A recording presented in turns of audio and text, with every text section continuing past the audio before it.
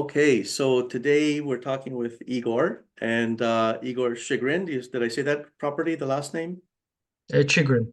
Chigrin. Okay. Chigrin. So Igor, tell us a little bit about who you are and what is the service that you provide. Also, I'm Igor Chigrin, as you presented me. I am the owner and the government funding expert with Fair Grant Writing. And at Fair Grant Writing, we've been helping small to mid-sized businesses to unlock their access to government funding in order to be able to grow or serve their most pressing challenges.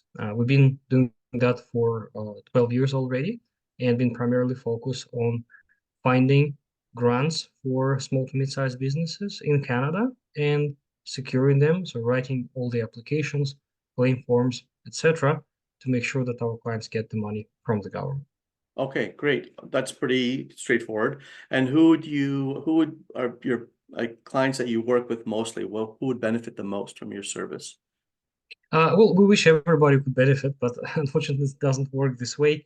Not really because we don't want to work with everybody, but it's just because the grant system in Canada is designed the way that it benefits three major industries, namely technology development, Yeah. manufacturing, and agri-food.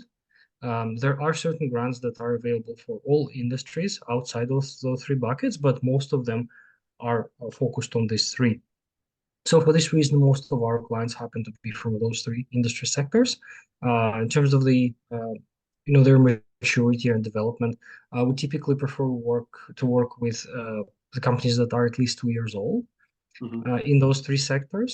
And also, just based on our experience, uh, the companies that have more than 10 employees on payroll, they have greater chances for success for competitive government funding application process compared to companies that have less than 10. Okay. So remind that again. So technology, agri, and what was the third one? Yeah, technology, agri-food, and manufacturing, Manufacturing. over 2 years old, and ideally with 10 or more employees on payroll. Okay, okay, good. I mean, I did take a quick look at your website beforehand. It looks like a pretty straightforward process to get engaged with you. So I'm gonna bring that up a little bit later, but Of before I course. do that, I just wanted to ask you actually, is there a specific question that you get asked most often by people that search out your services? Yeah, the most common question is what type of grants are available for my business? Right. And unfortunately, we don't have a menu of grants, but just because there are so many of them, Yeah. that anyone who reads this menu would probably fall asleep after the second or third page. So instead of that, like the way we approach it is that the straight answer to this question is that it depends, and it depends on two things. So first thing is about the nature. That depends on about the nature of your company, which industry sector do you represent, how Mhm. big is your company, where exactly it's located in Canada and within Ontario, for example, because it also matters for eligibility and qualification. But then it also depends on what specifically you are trying to do or to achieve, because the government grants are not available just because your company exists. Mm. You have to have a project in certain eligible areas or activities Right. in order to access the government funding. For example, you need to develop new product or purchase equipment or do the skills training or market your company outside the country, and so on and so forth. So that's why, even though this question sounds simple, what grants are available for you, it doesn't work like that. So every time Mm. we talk with a new client, we have to determine their eligibility and we have to determine their strategy, what exactly they're trying to achieve. And then based on this input and based on the knowledge of all the programs that are currently available, we can create a custom list of the funding programs for our clients to Mhm. basically pick and choose from. So instead of giving them a list of hundreds of programs, we narrow them down to maybe two, three that are most applicable to the client in their particular situation as of today. Okay, it's very interesting. I guess if I just wake up one day and I decide I'm Googling here and I come across your website and I had this idea about starting a business and put my name in there. I guess I'm not the perfect potential client because I haven't done any legwork in advance to even think about it. Just put my idea there. You're looking for people that you can help that have a good shot at it. For example, they've got a business plan, they've done some lead work, they've got something in place. Would that be correct assessment or no? Well, it would be an ideal client, but unfortunately, the reality doesn't work like that. In many cases, the clients that come to us, they have a general idea. Maybe they've heard of one or two programs, and they may have certain goals, or very few of them have elaborate business plans or strategies. And we sit down with them and let's try to figure out not the entire strategy, of course, but at least the strategy that is applicable to certain areas of their business. Um, and based on that, we can determine what's best for them, what kind of programs work best for them. So do you guide them and mentor them in developing business plans too, or just Yes, absolutely. Absolutely. okay, okay. Mhm. Well, that's good to know. I just want to bring up your website here. Maybe we can look at a few parts of it. Would that be okay? Of course. Yes, Okay. absolutely. Pretty simple to get there. I think let me just share the screen. I'm gonna type in here fair grant writing. Guess this is the one. That's correct. All right. Fair grant writing. All right. Oh, and there you have a book. You have a book. Yes, I do. All right. So take us through this a little bit. Where would I go to, I guess, check eligibility, right? Yes, it's either check eligibility or you can fill out the form on the right side. But yeah, checking eligibility works best Nice. Okay. because there's the most comprehensive information that we need in order to assess the client situation and determine which specific grants are available for them. Um, uh, you can click here if for whatever reason the full form doesn't show up Right. on the website on the previous page, but it's the same form. So what you need to do here, you really need to input basic contact information, the number of employees, and the postal code of your business, not your personal, like how your house's home's postal code, but postal code of your business and where it's located. Then you need to indicate, like check some of those boxes to just let us know in which areas or for which specific type of projects you are looking the funding for. Mhm. Give us a little bit of a description and then hit submit button. Okay. So I see here that doesn't actually list the three types of industries because you're going to talk with them about that. Uh, Mhm. but it does give the parts of. Yes. Okay, gotcha. And since Yeah. we've put postal code here for anybody who is watching this from outside of Canada, postal code is for Canada. I'm going to assume that you service Canada or just Ontario. Yeah, but primarily we serve Canada. We just started to tap into some US grants. Okay. Well, we're just in the beginning of the journey, just identified certain US grant programs, but primarily we are focused on Canadian uh, grant programs. Most of our clients are from Ontario, but we have good footprint in Quebec, British Columbia, and Alberta as well. And we're not bound by the the Ontario borders or Canadian borders. We can help clients pretty much everywhere in the country. This is an aside. What's the smallest grant that you know of, and what's the largest grant that you know Good question. So the smallest is probably called Canada Summer Jobs Grant. It's available for businesses to help them hire summer students for summer month. It's not open right now for applications because they open applications in winter time, usually between December and February. And then they would approve companies and nonprofit organizations to hire students in the summer. So, long story short, that program provides 50% of the minimum hourly wage multiplied by the number the student worked for the company. That's probably the smallest one. The largest one of the grants is probably one of the Ontario regional regional investment funds, programs like Southwestern Ontario Development Fund, Eastern Ontario Development Fund, Northern Ontario Heritage Fund. So the applicants who qualify for these programs, they could get up to 500,000 in what's called a loan forgiveness. Mm-hmm. So the province would provide a company with a loan, a repayable loan, but if the company achieves the targets in terms of job creation and revenue, then up to $500,000 of this Gotcha.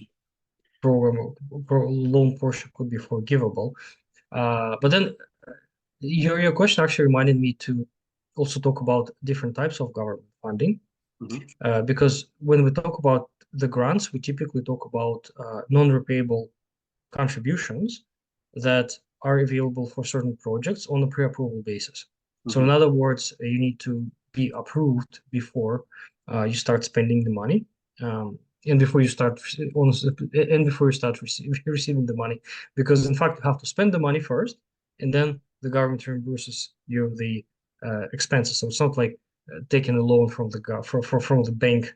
It's a Right. different way. So the other type of government financing is government loan, uh, and I'm talking about the loans directly from federal and provincial governments. Those programs are available. These loans are interest free, and typically the government doesn't require any collateral or security, Yeah. which is great for business clients. There's literally no maximum limit of how much the loan could be, but still there's limited budget. It's not like it's the program that it's like a printing press. There we go. Yeah. So Yeah. there's still certain budget within those programs, but those interest-free loans, they typically are great for large-scale expansions to support plant constructions, for example, large-scale development or purchasing several $1 million worth of equipment. So in many cases, the technology and manufacturing companies are the applicants for these programs. And then last but not least, the tax credits. So tax credits are other types of government funding programs. They are not grants. They actually work retroactively. The tax credit applications are tied to the company's fiscal year. And the largest tax credit is scientific research and experimental development tax credit, or SHRED, or SRNED. Like there are a few acronyms or a few names of this program, but the point is that this is like literally an unlimited program because it's administered by CRA and it's technically tax refund on your research and development expenses. So that one's huge. The other tax credit that I wanted to highlight that we're waiting for is Ontario-made manufacturing investment tax credit. This is the provincial tax credit for Ontario Mm-hmm. for manufacturers, including food and beverage. It's not available yet, but we're waiting for it because the tax credit will provide 10% of the cost of building and cost of equipment incurred in the company's fiscal years, uh, in case if it's spent, of course, on personally manufacturing building for manufacturing and also manufacturing equipment. Wow. There is a lot of stuff. I don't even know how to Yes. keep on top of it. Like, do you constantly scroll through the government web pages and look for grants? Uh, well, yeah, it's kind of a combination of manual process of me reading all the press releases of major funders and major ministries and on different levels of the government, and some manual work as well. There are some tools that kind of semi-automate this process, including some of the developed by the government. Um, those tools are useful. I also use them periodically because you Okay. never know. You're absolutely right about it, Sergio. The landscape is always changing. Every year we have new programs. Some other old programs become decommissioned, and they change rules quite frequently. They introduce deadlines, and for example, even like 6, 7 years ago, there weren't that many deadlines. Now every other program has a deadline. So yeah, things are changing, and it's important to have a partner like Fair Grant Writing to monitor this landscape, this ever-changing landscape, and make sense of all this government paperwork and fine print as well. Yeah. I can just imagine probably the thing that's popping into a lot of people's minds is how much is this going to cost me? So I'm not going to ask you to say a cost here, but do you do anything to help out people understand before they engage with you whether it makes sense? Absolutely. In fact, we wouldn't probably start without speaking to a client and making sure that the programs make the specific programs make sense for them. So we always start with eligibility check, and the example you showed the example on the website. Mhm. So usually we recommend every new client to fill out the form and give us some information. Sometimes we also gather it over the phone. But the point is that we first start with checking eligibility of the client for grants and specific in their specific projects, also eligibility of their specific projects, and only once we all are on the same page with the client and we all both believe in pretty good chance for success of the application, only then we start talking about price, terms, conditions, etc. It's very similar to what I call in my industry a fit interview. Before Pretty we much. work with someone, we speak with them, figure out what their plan is and whether Yes. there's any value that we can add. So, Absolutely. yeah. Okay, so that's great. Was there anything else you wanted to add before I ask you a fun question? Mm, no, I think that's It's a it. lot. Yeah, it's a It's lot. not People overall. can feel free to reach out to you. I'm Yes. sure that you'll have lots of questions. Hey, Igor, what would you do for fun since you're in with a head in the books all the time looking at grants? What do you do on your downtime? Well, I try to exercise my body and brain at the same time. So I Some like people wouldn't consider that fun, but I do as oh, well, I like cycling, being outside, hiking in the summertime. In the wintertime, my kids are in snowboarding, so I don't snowboard myself, but I'm usually out at the hill and well. just kind of do some walking around and sometimes snowshoeing. Also like You're trivia hiking games. the hill, well, they're snowboarding the hill, probably. Yeah. That's right. That's right. Also like trivia games. They kind of help to exercise the brain That's true. as That's well, true. and also relax a little bit. I'm with So, you. I love hiking myself. I'm really scared of skiing and snowboarding. I'm too mhm. old now. I feel I'm going to break something, but anyway. Igor, thanks so much for joining me today on this episode of this new podcast that I'm doing. And one last thing, I guess we're going to put it in the information probably on the screen somewhere or below. But where can people find, what's the best way to get in touch with you? I guess other than the website, which I've already brought up, what's the best Mhm. contact for? Yeah, you can also send me an email at Igor Igor at fgwinc.ca. So that's the short email that's pretty easy to remember, write down. And also they can call our office line 647-800-5006. Of course, eligibility form is preferred way of engaging with us, but of course we also maintain the phone line and the email. So if it's Simple. convenient for you, by all means. Go to the website, fill out the eligibility form, and then having other ways to contact you is also displayed. Thanks so much, Igor, for your time today. And go find another grant for us to Sounds use. good. I'm actually going to meet a minister of economy. I mean, not me personally, it will be a public event, but Yeah. yeah, I have a couple of questions for him, so hopefully All right. Wow, that he sounds will answer. exciting. All right. See you later. Thank you, Sergio. Bye bye.